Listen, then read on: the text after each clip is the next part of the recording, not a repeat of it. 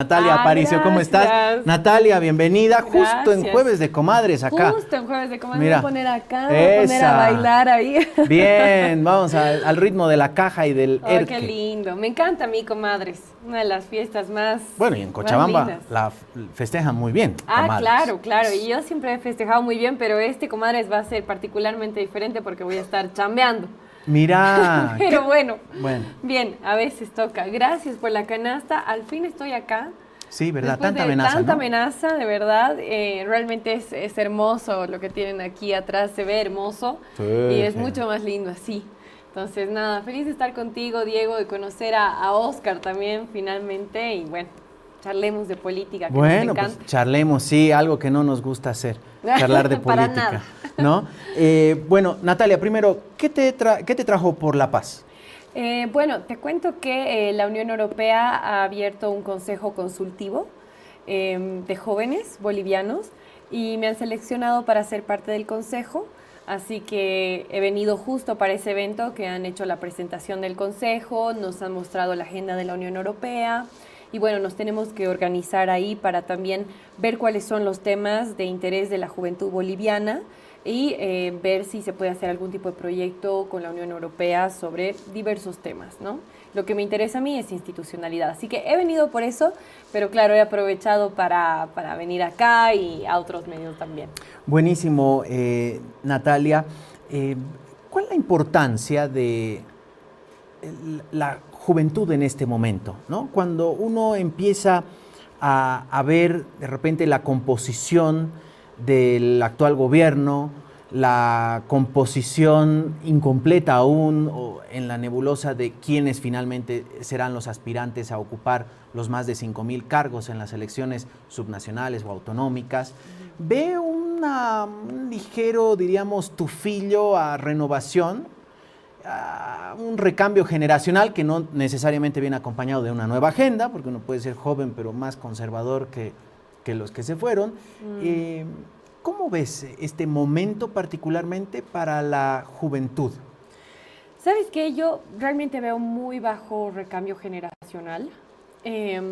Creo que justo ahora en el gobierno específicamente se están reciclando muchos de los antiguos personajes, especialmente miristas, y aunque sí hay una apertura para otro tipo de liderazgo juvenil. Esto sí que lo vamos movemos. lo vamos a poner a un ladito para que no te estorbe. Ya, porque yo sí lo vivo, o sea, sí veo que me abren las puertas justamente por esto de la juventud. Entonces, pero me parece todavía insuficiente. En la Asamblea Legislativa Plurinacional son menos de 10 asambleístas que tienen menos de 30 años. Entonces, la juventud como tal, según la ley de juventud, es hasta los 27 años, no está representada como debería, creo yo. En algún momento sí hubo más, ¿no? Recuerdo, por decir un nombre, una Adriana Salvatierra, presidenta del Senado, pero no era solamente ella, sino había una gran cantidad de jóvenes en diferentes tiendas políticas que estaban presentes. ¿Y ahora a qué le atribuyes a que más bien como que se baja un cambio? Ese fenómeno es interesante interpretarlo, pero la verdad es que no sabría responderte, porque creo que hay varios factores, pero también creo que mucha de la juventud se ha decepcionado de la política, ¿no? Entonces, como que hay un cansancio generalizado de la juventud de haber vivido bajo las mismas lógicas de la política, de lo que hemos entendido siempre como el MAS, ¿no? Porque yo he nacido bajo el... Bueno, Con no he Evo nacido, Morales de presidente. pero tenía ya como conciencia con Evo Morales de presidente, ¿no? O sea, yo he sido parte del Avelino Ciñani también, o sea, yo estudié en colegio con esa ley. Entonces, como que creo que también ha habido un cansancio de eso. Y... El 2019 fue, diríamos, la gran decepción de los jóvenes o el gran protagonismo, de repente, la juventud, sobre todo urbana. Sí, pero más que nada yo creo que después del 2019 se esperaba algo quizá que cambie, ¿no? Y el gobierno de Yanine Áñez ha sido malísimo, ha sido un gobierno pésimo. Esa fue la decepción. Claro, y después de ese gobierno viene Luis Arce, justamente por la mala administración. Entonces, claro, y viene todo este bacatazo y declive económico, que creo que la decepción se liga ahí mucho ahí con el desempleo, porque no hay trabajo. Y un montón de jóvenes tienen que salir a buscar lo que sea en la informalidad, 84% de informalidad, y eso no te da ni pensiones, no te da seguro de salud, no tienes ningún tipo de seguridad social y te pagan una nada, ¿no? Entonces, bueno, el famoso derecho de piso que le toca a la juventud muchas veces pasar y que es desgastante y que, por supuesto, te hace no creer en nada. Claro, ¿no? y además estas contradicciones que uno encuentra una oferta de trabajo y dice, requerimos a alguien que no pase los 23 años, pero que tenga 10 años de experiencia y cobre menos que el sueldo mínimo. Entonces, Sí. Y ahí cómo entramos, digamos, Claro, ¿no? exacto. No sé si te ha parecido, Natalia, que yo recuerdo, porque sí puedo asumir que soy un tanto más grande que vos, sí recuerdo que a principios de este siglo, allá por el 2000, 2001, el 99, hasta el 2002, hubo una, no vamos a llamar éxodo porque suena dramático, pero sí una fuerte migración, ¿no? Una expulsión de bolivianos porque el sistema ya no les permitía estar acá y tuvieron que buscar nuevas oportunidades, llámese en Estados Unidos, en España, en Argentina. Me parece que en los últimos por lo menos 3 años hemos entrado nuevamente en un momento en el de desesperanza, en el que a muchos amigos contemporáneos he escuchado decir la salida es viru, haciendo alusión a que en la Argentina una época estaba de moda la salida es Ezeiza al aeropuerto. ¿Te ha pasado lo mismo? ¿Interpretas que estamos así en un momento en el que la gente como que ya no tiene mucha esperanza acá? Mira, ¿sabes qué? Durante el gobierno de Luis Arce yo creo que muchos estaban así. La única salida posible es viru.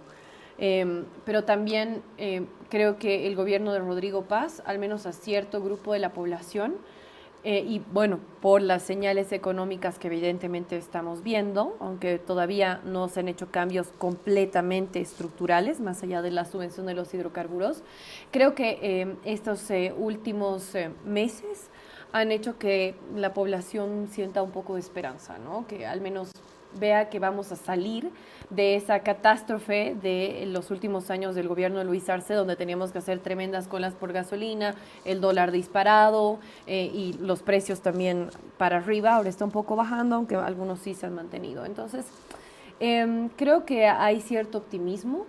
A mí no me ha pasado porque yo me quiero quedar acá en Bolivia. O sea, yo no me voy a ir a ninguna parte a menos que sea temporal y volver. Pero a muchos amigos sí les ha pasado. Pero otro fenómeno también interesante es que hay también una alta migración interna, ¿no? Hay hartos jóvenes que están viendo Santa Cruz como una posibilidad de encontrar empleo, porque evidentemente sí, en Santa Cruz hay muchas más oportunidades ahora para el empleo, ¿no? Bueno, tú eres un ejemplo. Saliste, bueno, ambos somos cochabambinos Sí. y salimos de nuestra ciudad por X, Z y motivo. Yo me vine por este lado, tú hacia Santa Cruz. ¿Qué estás viendo en Santa Cruz?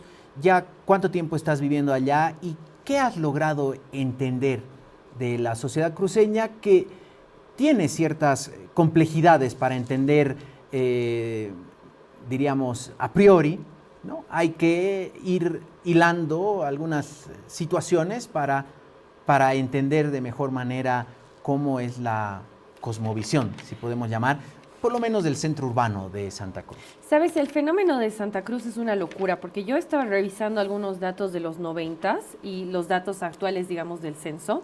La mancha urbana en el 92 era de 180 kilómetros cuadrados y ahora en el 2024 son 700 kilómetros cuadrados. Imagínate ese crecimiento, es una locura. Luego, el PIB del departamento ha crecido más de 10 veces en este periodo y los habitantes de 1.300.000 ha pasado a ser 1.100.000 y pico. Digo, 3.100.000 y pico. Una locura de crecimiento. Claro, en 30 ¿no? años. Ajá, 20 más años, o menos, 30. del 92 al 2024. Es un fenómeno complejo, pero lo que he podido observar es que como ha sido muy abrupto el crecimiento de la ciudad, no ha tenido un proceso de... no le voy a decir, no es evolución de la sociedad, cosmopolitización, digamos. Exactamente, no han tenido eso. Todavía tienen algunas otras lógicas que se mueven diferente, o sea, no quiero hablar mal de Santa Cruz porque me ha dado tanto. Entonces, sí, como que observo eso, pero además lo que pasa en Santa Cruz es que he recibido, bueno, para empezar, les ha caído de perlas la subvención a los hidrocarburos, por supuesto, porque han podido tener precios competitivos, especialmente para el agro. Bueno, tener diésel tan barato, por supuesto, te abarata muchísimos costos y vender una soya a buen precio, por ejemplo. Pero también han tenido una importante inyección de lavado de dinero. El Urubó, por ejemplo, es ahora un espacio de lavado, ¿no? Y ha habido un crecimiento grande. Lamentablemente hay también narcotraficantes que están ahí con casas súper lujosas y cosas terribles más o menos que pasan. Bueno, dentro del en las Urubó. últimas semanas hemos visto ajustes de cuentas, ¿no? Ajustes de cuentas. Con personas asesinadas en el Urubó, una de las zonas más exclusivas de repente del país, ¿no? Y que muchas cosas no se reportan. Hay muertes que no se reportan y no salen en los datos, ¿no? Hay muchos feminicidios que no se reportan que se reportan como feminicidios y no como crímenes. No como un homicidio. No como un homicidio por crimen organizado. Entonces, tiene también esa otra cosa, Santa Cruz, que es una inyección muy fuerte de capital, pero que a la vez ha permitido su crecimiento. Es una cuestión paradójica, ¿no? Y lo que también se observa mucho, a diferencia de otras ciudades, que en el Alto, por ejemplo, hay también muchísimos millonarios, los privados en Santa Cruz invierten en el ornato público. Eso es bien interesante. Tú tienes unas 3 constructoras que tienen así sus lotes, quieren abrir urbanizaciones, y esas 3 constructoras hacen una alianza y pavimentan. Lo que no hace el Estado. Lo que no hace el Estado están haciendo los privados, obviamente para vender, obviamente por una cuestión comercial, pero que en definitiva beneficia para el crecimiento de Santa Cruz, por ejemplo. Eso no tiene, diríamos, un parangón en otra región del país que tú hayas visto. Yo no lo he podido ver.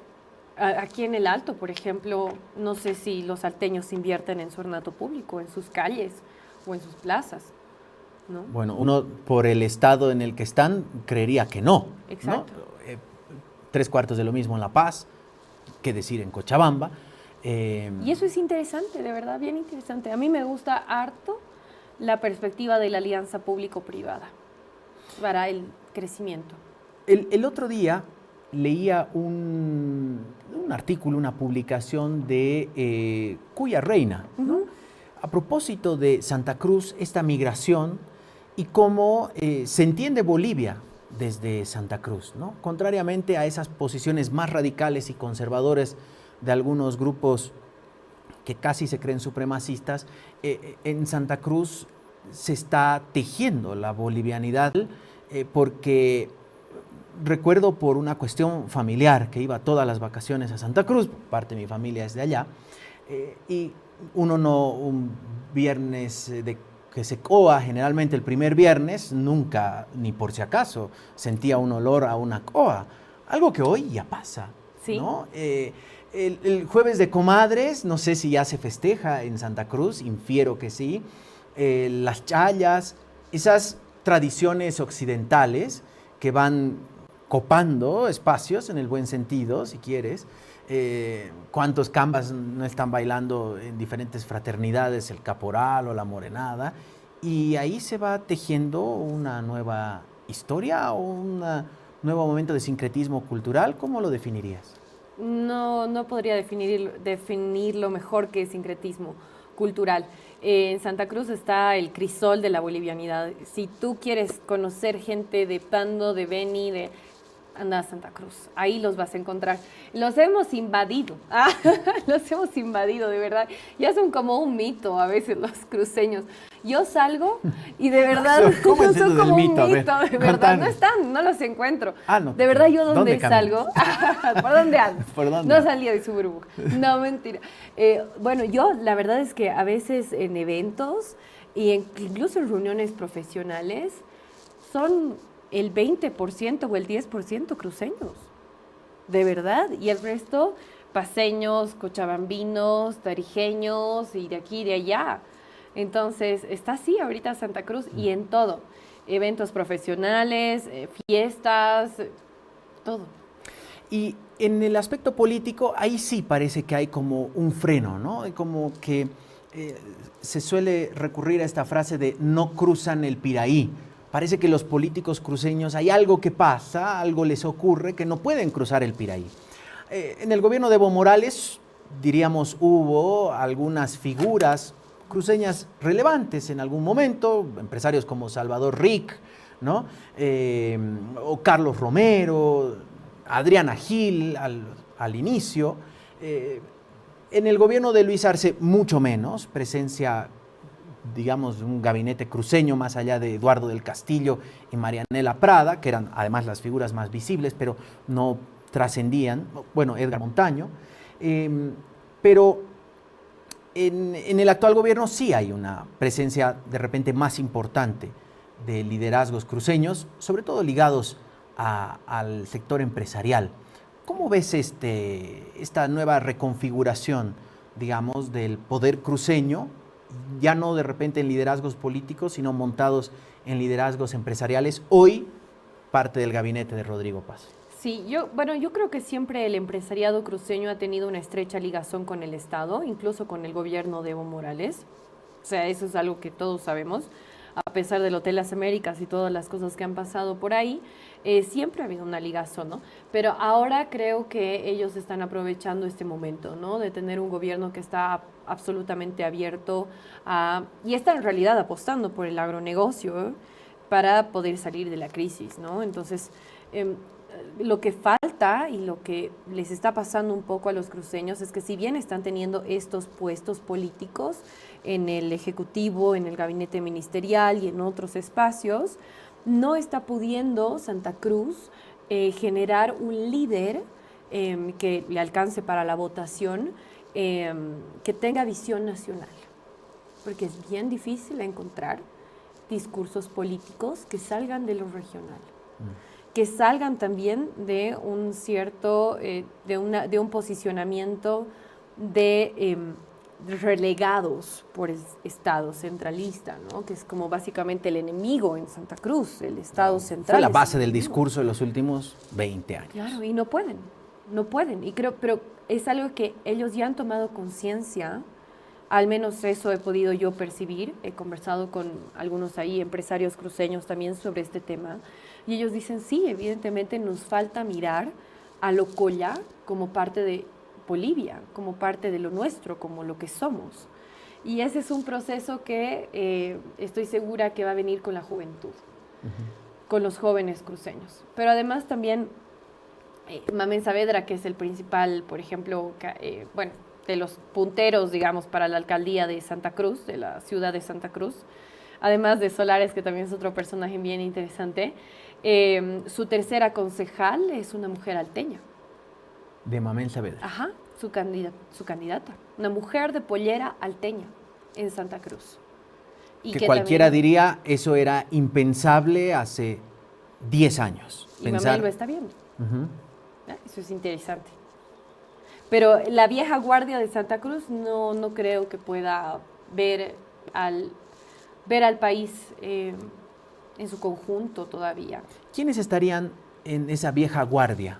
Diríamos, Branco, Guido Nayar, son la vieja guardia. Camacho, ¿dónde lo pondrías? Ya, ¿sabes qué? Esa es una buena. Camacho intenta, pero creo que todavía bajo la vieja guardia, porque también algunos jóvenes están... que tienen poder, funcionan todavía con las logias, ¿no? La lógica de las logias todavía es fuerte. Y eso también mueve los hilos de quienes van a ir a la política. Claro, no es un mito lo de las logias. No, para nada. Ni nuevo. Para nada, no. Y muchas veces las logias también han financiado eventos como los cabildos, por ejemplo, en el 2019. Y eso no es un secreto en Santa Cruz, ¿no? El Cabildo de Santa Cruz ha costado, pero 1 millón de bolivianos. Sí, y hubo 21 cabildos, por lo menos. Y claro, es así como se mueven, ¿no? Porque hay de verdad harto poder adquisitivo y las logias siguen ahí, ¿no? E incluso ahora sí hay una cierta disputa entre logias, ¿no? No siempre son uno. Hay unos que tiran también para Toboroches por un lado, acercarse, los toboroches por un lado, los caballeros por el otro. O sea, el esa es oriente como por el la onda. otro.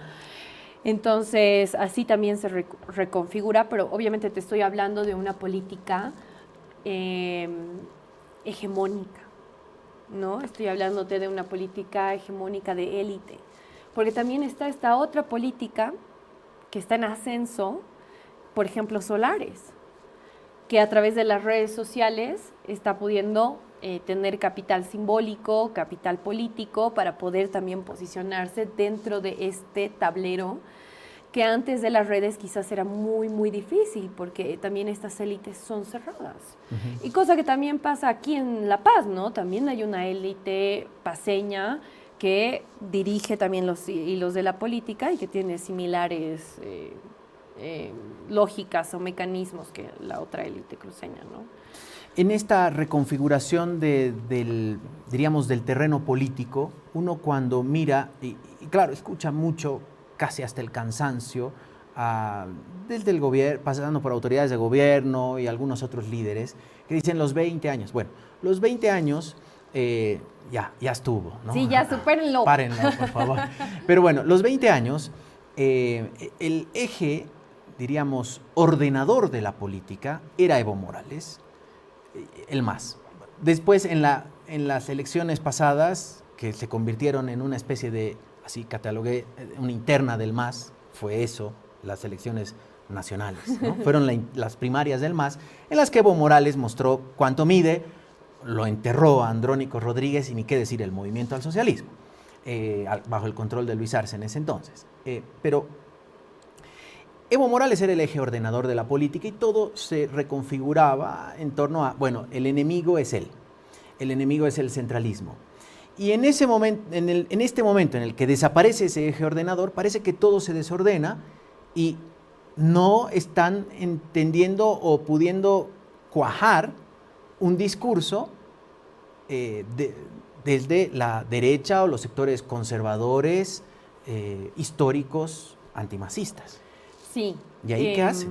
Yo pienso que un poco se está descargando en la figura de Lara, ¿no? En la figura de Lara como, digamos, representante de lo popular, porque evidentemente eso ha sido Lara en las elecciones generales, ¿no?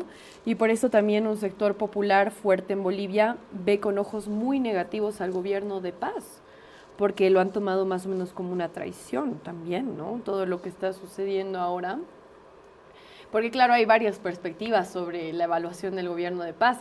Entonces, sí, yo creo que un poco se está descargando en Lara y todavía siguen estos resabios de el larcismo, evismo, etcétera. Ahora habrá que ver dentro de unos 3, 4 años cuál va a ser este próximo eje ordenador discursivo y narrativo del poder.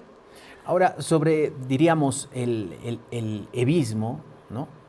Siempre hubo también una fuerte carga de racismo y discriminación. ¿Tú ves que eso pasa lo mismo ahora con Lara? Cuando escuchas las críticas hacia Lara, crees que, y decías, están descargando allí. ¿Tú notas que existe un poco todavía de aquella mirada, diríamos, despreciando lo popular, o va más por la personalidad de Lara, que es otro tema? Creo que es ambos. La personalidad de Lara es tremenda y no sé, por no poner otro calificativo peor, pero el racismo y la discriminación es algo que va a continuar, Diego. No sé en cuánto tiempo vamos a poder mirarnos al espejo como bolivianos y reconocer lo que somos y abrazar lo que somos. Yo veo que es necesario, por ejemplo, este recambio generacional, pero también es necesario trabajar mucho en la educación, en eso, ¿no? O sea, aceptar al diferente. El racismo y la discriminación en cualquiera de sus aristas tiene mucho que ver con la ignorancia, ¿no? O sea, la imposibilidad de reconocer a un otro diferente, y eso es es pobre de mente, O de desde mi perspectiva. O de querer reconocer lo que tenemos en el retrovisor, ¿no? Que Claro. si uno sacude el árbol genealógico de casi la mayoría de la población en Bolivia, va a encontrarse con alguna pollera, algún poncho, alguna flecha, algunas abarcas. Pero Y de por repente supuesto. ese proceso de blanqueamiento social es lo que hace que escuchemos las barbaridades que se escuchan, ¿no? O que Claro, se leen. exactamente, aunque eso pareciera que poco a poco está cambiando, porque ya lo veías ahí al Tuto y al JP pichando con sus chulos. No ve, Claro. al menos están entendiendo que es necesario encontrarse ahí, ponerse ahí, posicionarse ahí. A mí no me parecía auténtico. Yo creo que el eje diferenciador va a ser cuando tengamos, digamos, un grupo político que abrace lo popular con autenticidad y de verdad, de corazón. ¿Estamos listos como sociedad para No. un grupo político que abrace lo popular y venga desde lo urbano o viceversa? ¿O realmente la lógica caudillista persiste? No, no creo. La lógica caudillista va a persistir todavía. Creo que son cambios que se dan en décadas, 20, 30 años. Creo que no sé si vamos a poder librarnos del caudillismo. Los latinoamericanos tenemos ese problema, pero el antídoto es la institucionalidad, ¿no? Tenemos que dejar de confiar en las personas que dirigen las instituciones y confiar en las instituciones. Pero para eso necesitas un cambio, pero estructural, para que las instituciones funcionen como deberían. Porque las instituciones no son entes flotantes. En las instituciones están personas, obviamente. Y estas personas muchas veces carecen de formación. Entonces, yo ahorita estoy empezando a militar esta idea. Necesitamos crear una escuela de funcionarios públicos. Muchos de nuestros males pueden solucionarse con una escuela de funcionarios públicos, incluso hasta el caudillismo. Pero, por ejemplo, la justicia, hablando de instituciones, que sí hay una carrera, diríamos, judicial, pasando por la Facultad de Derecho, no sé, trayectoria en juzgados, hasta ser alta autoridad el órgano judicial. Si algo hemos visto a lo largo de la historia de este país, es esta convivencia, a veces más obscena y a veces menos, entre el poder político y el poder judicial, ¿no? Y cuando una sigla política está en el cargo, bueno, justo aparecen un montón de procesos y órdenes de aprehensión contra los ex, ¿no? Y bueno, al final la torta se va volcando. ¿Tú ves que estamos como sociedad transitando hacia un momento de realmente institucionalizar o es más de lo mismo con un cambio de color? En ese sentido, la institucionalidad. No, para mí es más de lo mismo, con un cambio de color. Para empezar, tenemos que sacar las elecciones judiciales. Tenemos que eliminar las elecciones judiciales para que haya de verdad una carrera judicial. Eso por un lado. Pero por otro lado, lo que necesitas para estos cambios, no creo que van a venir con el gobierno de Rodrigo Paz. Porque lo que necesitas para estos cambios son cuestiones de fondo, bien estructurales, trabajadas con educación. Y a veces a mí me molesta llegar siempre a este discursito de la educación lo es todo, pero es que lo es. No. Entonces, yo voy por ahí. Algo más estabas acotando, que tenía una idea, pero se me ha ido. Algo más me estabas diciendo. De que de la institución judicial, de esta lógica de perseguir. Eso. ¿Sabes qué? La justicia no funciona bien ni aquí ni en la China. O sea, el mejor ejemplo que hemos tenido ahorita es los archivos de Epstein. La justicia no solamente aquí, pero la justicia tiene un sesgo de clase, lamentablemente, ¿no? Si eres pobre, más fácil que entres a la cárcel, pero si eres un multimillonario, hemos visto cómo al principio a Epstein no se le estaban presentando ningún cargo. Ha tenido que ser hasta que muchas mujeres se han reunido, han salido a los medios de comunicación a ejercer presión, que es lo que se hace aquí en Bolivia para que los juicios funcionen, más o menos lo que ha pasado ahorita con el pastor peruano, Marco Núñez del Arco, para que realmente funcionen, pues, para que funcione la justicia. Entonces, no solamente pasa aquí, pasa en cualquier parte del mundo también, estos sesgos que tiene la justicia, y eso ya es una cuestión también de configuración del poder, que indudablemente hay una élite fuerte que tiene privilegios, una élite empresarial y política que trabajan en conjunto y que están en conjunto. Y después estamos nosotros los simples mortales. Ahí, como alguien dice, cuando los elefantes se pelean, los de abajo nosotros somos el pasto más o menos, ¿no? Y sabemos en qué acaba. Es una configuración de sistema mundo antiguísima, pues. Esto de las élites existe desde el Imperio Romano. Ahora, también a nivel del mundo, yendo un poquito más allá, vemos que también estamos en un momento de reconfiguración, ¿no? Lo que entendíamos como globalización hoy está en crisis. A pesar de los intentos de algunos presidentes, líderes y gobiernos que siguen insistiendo con el comunismo, cuando es una idea ya medio casi abstracta, vemos que hoy la economía del libre mercado y el liberalismo está en disputa por los mismos representantes que dicen ser diríamos, los portavoces de ese modelo. Hablamos de Trump, por ejemplo, ¿no? Que tiene políticas tan proteccionistas como casi un gobierno de izquierda, sí. ¿no?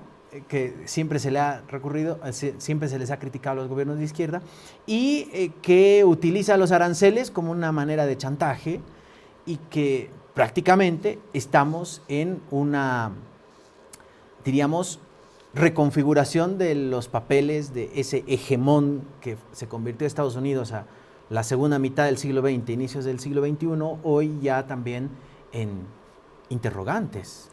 Mira, yo estoy convencida, y seguramente capaz los historiadores lo trabajarán años después, pero yo estoy convencida que la edad moderna está llegando a su fin y estamos en el entendido, ¿no? del recorrido de la historia, ¿no?